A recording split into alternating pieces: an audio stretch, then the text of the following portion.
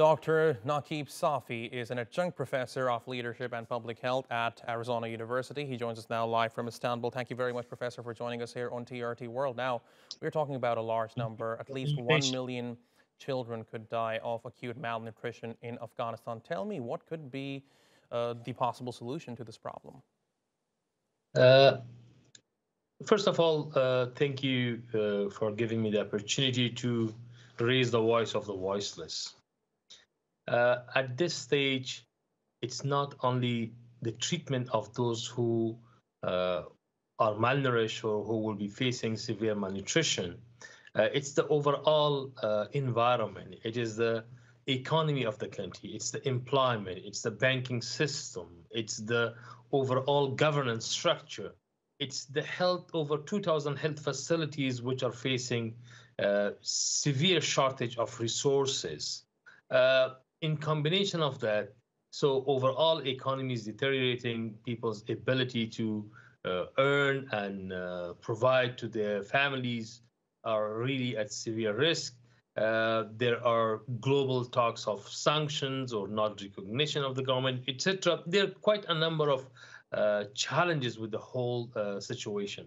Yes, it's disastrous and it requires multi-pronged approaches. Number one, of course, emergency aid to deal with the consequences of the crisis, which it manifested in terms of malnutrition among children. It's a severe food shortage. Almost 18 million people are in need of help in this coming few months. By the end of this year, they will be facing much more severe food shortage because of the drought, because of the overall deterioration of the economy. On the other hand, those people who were working for the government, which are in hundreds of thousands of people, their salaries are not paid. The government or the de facto authority, they do not have access to the resources. And there are also at least officially announced or unofficially announced sanctions on the regime. What we can do at this stage to create a normal situation for the civilians, look at it how the teachers, the health workers, the government employees can get their salaries, how we can contribute to really stimulate the ongoing economy and sustain it.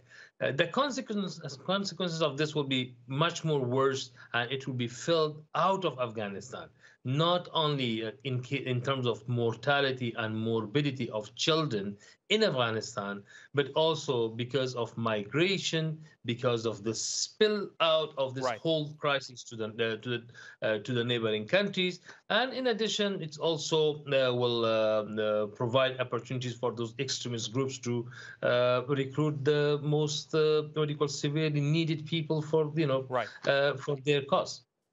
Right. Now, Professor, as you explained, the situation in Afghanistan is indeed dire at the moment.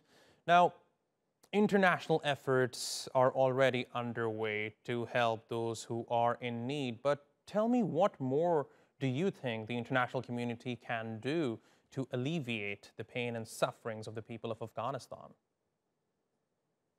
First of all, let me appreciate some positive signs of the Global Fund to Fight AIDS, Tuberculosis, and Malaria. They have approved some emergency fund. There are other institutions, multilateral institutions, they are looking for funding. But also when we look at total funding needs, there are only 50% of the required fundings are available.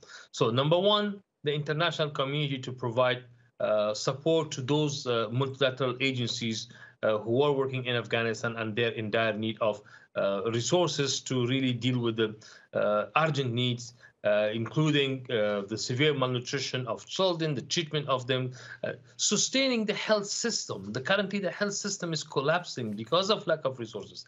Of course, it's not only lack of financial resources. Currently, because of the crisis, because of the brain drain, there are also human resources shortage. But at least the financial resources are right now extremely important to sustain them.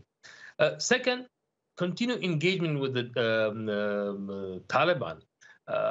It's important that how do you engage, how a governance structure which can allow all previous or existing government employees can have access to their salaries, how they can sustain the country from an absolute collapse of the economy, because that will be disastrous.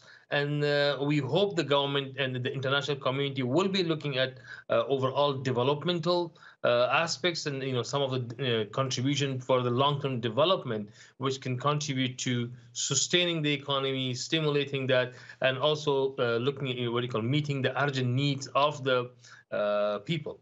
It is not by no means we're like sanctions overall.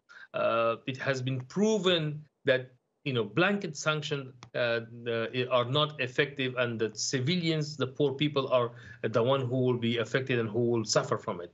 Right. If there are issues that needs to be discussed with the Taliban, of course, we are looking at girls, we are looking at women's education. All of those things does contribute to the economy, and there are certain discussions should happen with Taliban to see how best some of the policies can be influenced. Right. Professor Naqib Safi, thank you very much for talking to us here on TRT World. We really appreciate your taking out the time. Thank you very much.